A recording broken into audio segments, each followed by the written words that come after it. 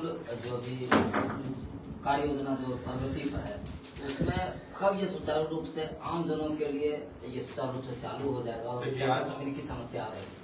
देखिए, आज सबसे पहले मैं आप लोगों को खुशखबरी देना चाहता हूं कि आज से ये पुल निर्माण का कार्य पुनः आरंभ हो गया है, ऑफिशियली आरंभ हो गया है आज से।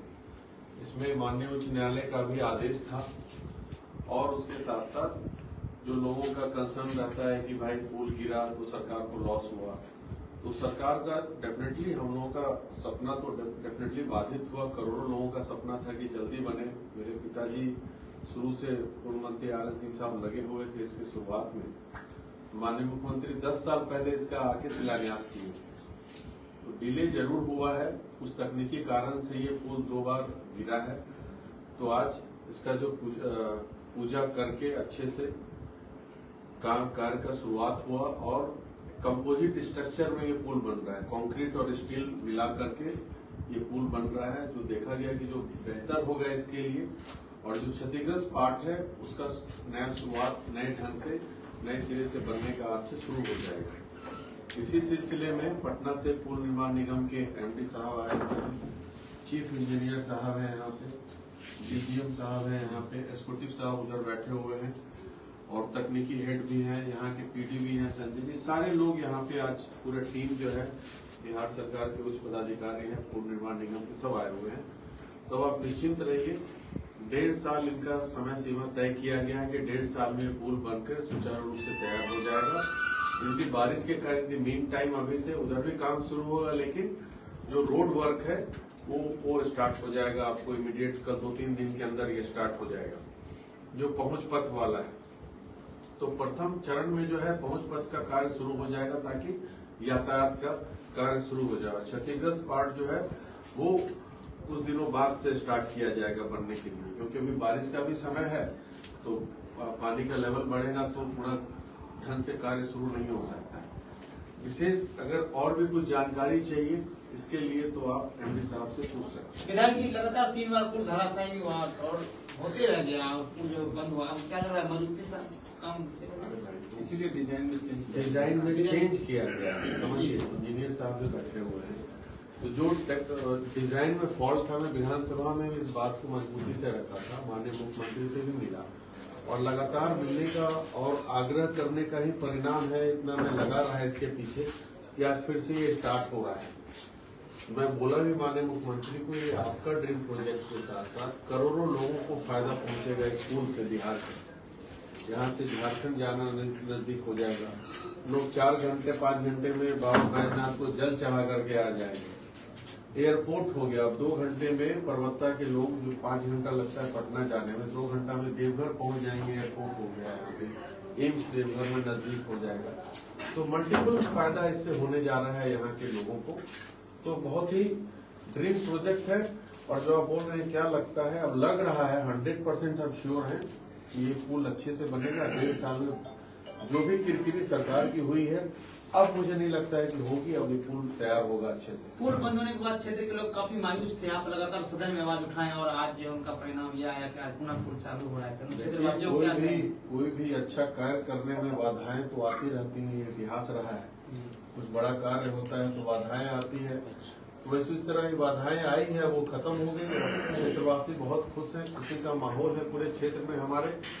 इसके लिए मैं माननीय मुख्यमंत्री नीतीश कुमार को धन्यवाद देता हूं। जितने पदाधिकारी गण हैं यहाँ पे पुल निर्माण निगम के, रोड कंस्ट्रक्शन डिपार्टमेंट के, उनको धन्यवाद दे रहा हूँ कि फाइनली चलिए पुल स्टार्ट हुआ और क्षेत्रवासियों को शुभकामनाएं दे रहा हूँ। कुछ डिटेल टेक्निकल पूछना है तो आप सारे पदाधिकारी गण हैं। एमडी साहब पुल निर्माण विभाग के एमडी हैं। अच्छी बात जो डिजाइन में कोई फेरबदल की गई है क्या? क्षतिग्रस्त जो पुल है, हाँ, क्षतिग्रस्त जो पुल है उसके निर्माण में कितनी लागत आएगी?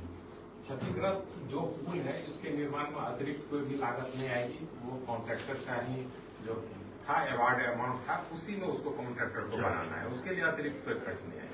अभी जो क्षतिग्रस्त हुआ था और जो अभी निर्माण होगा वो उसी लागत में है। डिजाइन में क्या?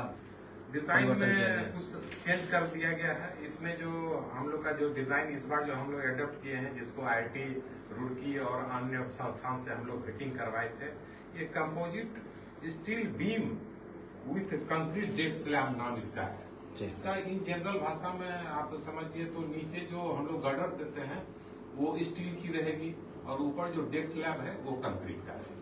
पहले भी इसमें IIT और रुड़की की टीम भी शामिल थी इस कार्य में, और फिर भी उसके बाद बावजूद भी क्षतिग्रस्त हुआ था। नहीं, ऐसा नहीं था कि IIT का शुरू से इसमें इन्वॉल्वमेंट था। इसमें गिरने के बाद ही उसका इन्वॉल्वमेंट आया है IIT का। जब हम लोग को लगा कि नहीं, उससे परामर्श लेना चाहिए। ये जो कॉन्ट्रैक्ट था, ये कॉन्ट्रैक्टर की जिम्मेदारी थी कि उसको डिजाइन और ड्राइंग उसको खुद देना था, और उसके दिए हुए ड्राइंग और डिजाइन पर हम लोग कंस्ट्रक्शन शुरू किए। अब संयोग कहिए या दुर्भाग्य कहिए कि पुल क्षतिग्रस्त हुई। उसके बाद हम लोग IIT और इंडिया लेवल के जो भी हमारे ब्रिज के एक्सपर्ट थे, उससे हम लोग संपर्क करके उसके जो परामर्श मोड में ही है। हाँ, EPC मोड़ तो वही सर लगातार डॉल्फिन वेधशाला जो बनाने की बात थी, उसको हटाया गया कि इन्वॉल्व भी है उसमें? उसमें वो रहेगी। वो रहेगा। मूल में कोई परिवर्तन नहीं आया है, जो है वो रहेगा। उसमें सिर्फ स्ट्रक्चर में कुछ स्लाइड चेंज आया है, जो देखने में हूबहू पहले के ही तरह दिखेगा, लेकिन स्ट्रक्चर के रूप में थोड़ा सा चेंज। उच्च न्यायालय के आदेश के बाद फिर से एक बार पुल बनना शुरू हुआ है आज से, तो पुल ने समय का क्या निर्धारण समय किया है? 18 महीने हम लोग निर्धारित किए हैं और उम्मीद करते हैं 18 महीने में पूरी करते चलेगा। किसी तकनीकी बस अगर किसी तरह का पाठ करते हैं, इस सभी मामलों के जिम्मेदार अब कौन है? इसमें हम लोग जो सरकार द्वारा जो निर्णय लिया गया है, बहुत अच्छा निर्णय है।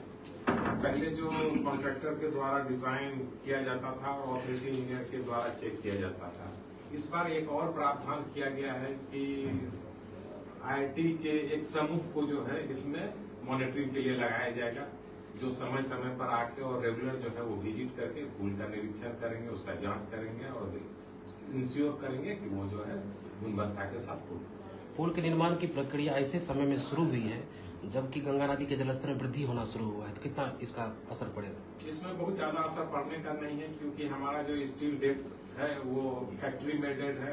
RDSO के फैक्ट्री में उसका फैब्रिकेशन होगा।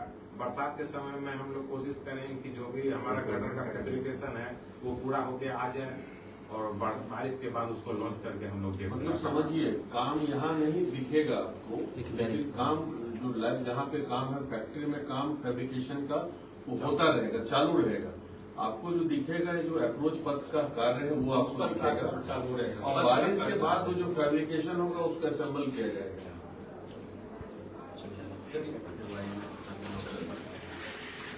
ये आप लोग ले लीजिए।